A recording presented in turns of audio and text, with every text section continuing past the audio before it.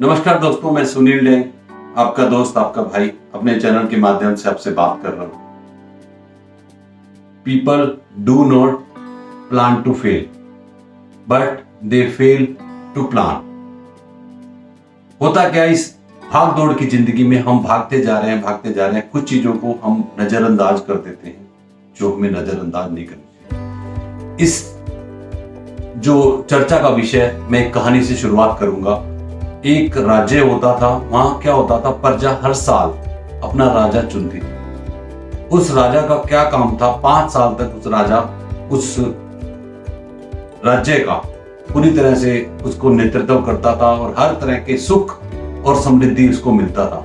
लेकिन 5 साल के बाद उस राजा को, वो राज्य को छोड़ के एक अज्ञात वन में जाना होता था, जहां शेर, चीते, सब जंगली जानवर होते थे और वो उसको खा जाते थे या जो भी उसका असर होता था, लेकिन उसको जाना होता। वहां हर राजा 5 साल के बाद रो के ही जाता था, उसको धक्के से लोग छोड़ के आते थे, रस्सियों से बांध के ले जाते थे। एक बार ऐसे ही किसी राजा का चयन हुआ और राजा की जिंदगी के वो 5 साल वो निकले। 5 साल के बाद जैसे लोग आए इकट्ठे कि अब इसको छोड़ के आना पड़ेगा, रस्सियों से बांध के इसको वहां उस जंगल में जाना पड़ेगा, तो ये रोएगा, इसलिए इसको पकड़ के जबरदस्ती छोड़ के आएंगे। लेकिन उस राजा ने कहा, मुझे जबरदस्ती क्यों ले जा रहे हो, जब मैं चलने को तैयार हूं आपके साथ। वो चुपचाप जा रहा था। उसने कहा, राजा शायद तुझे पता नहीं है हम तुझे कहां छोड़ के आ रहे हैं। वो जंगल अज्ञात जंगल है, वहां जंगली जानवर होंगे, हर तरह की सब चीजें होंगी, लेकिन ये सुख जो तूने यहाँ देखा था इस तरह का कुछ भी नहीं होगा। उन्होंने कहा, कोई बात नहीं, मुझे चलो। जैसे जैसे वो जा रहे थे, लेकिन उस गांव वालों को अपने उस राजा के प्रति दया आ रही थी कि इसको पता नहीं है, इसको हम कहां ले जा रहे हैं। जैसे ही जैसे आगे चलते गए, उन्हें पूछा, राजन ने एक बात बता, तू बेवकूफ तो नहीं लग रहा है, तो तेरे को पता भी है हम तेरे को कहां लेके जा रहे हैं, फिर तू इस तरीके से खुशी खुशी जा रहा है जैसे तो किसी दूसरे राज्य में जा रहा हूं। उन्होंने कहा, हाँ सच में मैं दूसरे राज्य में ही जा रहा हूं। जिस दिन मैं राजा बना था मुझे पता था मुझे 5 साल के बाद उस जंगल में जाना है। मैंने क्या किया, पहले साल में वहां पे लकड़हारे भेजे और वहां का जंगल साफ कराया। दूसरे साल मैंने वहां पे अपना व्यापारी लोगों को भेजा कि अपना बिजनेस को डेवलप करो। मैंने टैक्स फ्री जोन बना दिया। वो 2, 3, 4 साल में वो लोग इतने डेवलप हो गए हैं। 4 साल में आज मैं वहां जाऊंगा तो वो अपने आने वाले राजा का स्वागत के लिए सारे लोग तैयार बैठे हैं। यहां तो मैं सिर्फ 5 साल का राजा था, वहां मैं जिंदगी भर का राजा हूं। दोस्तों, इस स्टोरी के माध्यम से मैं आपको सिर्फ इतना बताना चाहता हूं, आदमी अपनी जिंदगी में 25 साल से लेके 60 साल तक पूरी मेहनत करता है, पूरी मेहनत सब कुछ करता है, लेकिन 60 से आगे 80 या 85 साल तक, जहां तक हम 25 साल जीने वाले हैं, वो डिपेंडेंट का लाइफ है। वो जंगल है जहां सारे जंगली जानवर, हर तरह के लोग आपको मिलेंगे, कोई आपकी सपोर्ट के लिए नहीं होगा।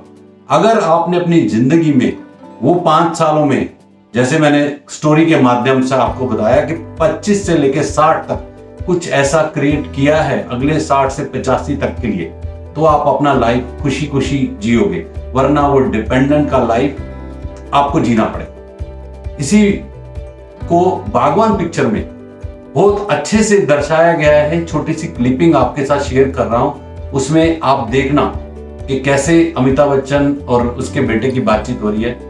आप जरा उसको देखो। लेकिन डैड, आपको यह बात तो माननी होगी कि आपके बच्चों में पहले से वो स्किल, वो टैलेंट, वो काबिलियत थी, जिनकी बदौलत उन्होंने खुद अपने लिए रास्ते बनाए, मंजिलें हासिल की, ये घर बनाया। और यही नहीं डैड, अपने प्रेजेंट के साथ अपना फ्यूचर भी सिक्योर किया, ताकि बुढ़ापे में उन्हें किसी के आगे हाथ न फैलाना पड़े। अब आपने देखा इस मूवी में अमिताभ बच्चन जी रात को देखा कि उसका बेटा जाग रहा है, तो उसके पास गए। उन्होंने देखा उसको, कह रहे, बेटा मैं आपकी कुछ मदद करूं। उन्हें कहा, पापा आप कहां मदद करोगे, आपको क्या लगता है इतना आसान है। उन्हें कहा, तुझे क्या लगता है बेटा, हमारी जिंदगी आसान थी, हमने भी तो 4-4 बच्चों को पाला, साथ में मेहनत करी।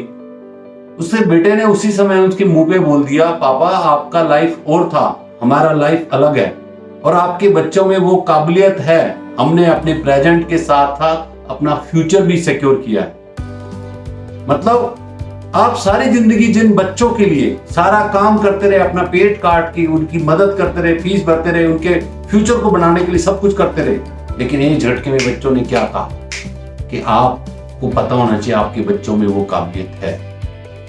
मतलब आपकी काबिलियत किसी काम की नहीं है।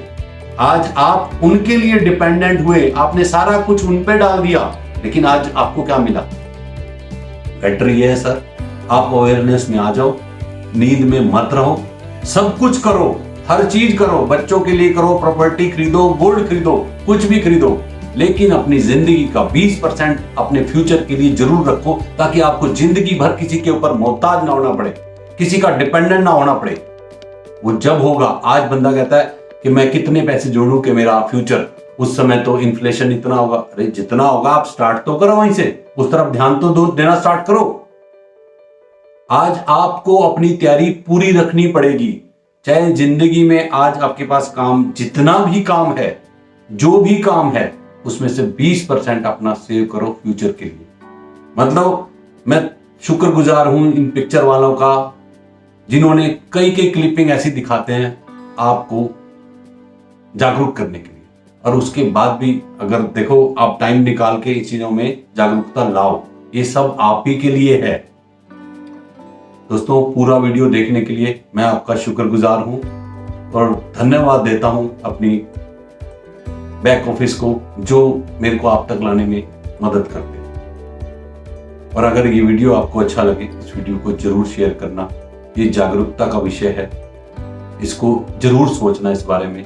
और आज ही आपकी जो भी एज है और जिस एज में आप अपना रिटायरमेंट का सोच रहे हैं, उसके हिसाब से अपनी कैलकुलेशन के हिसाब से जितना जमा कर सकते हैं, 20%, 25%, 30%, जो कर सकते हैं करना स्टार्ट करें। बाकी भगवान परमात्मा आपके साथ है। God bless you. Thank you.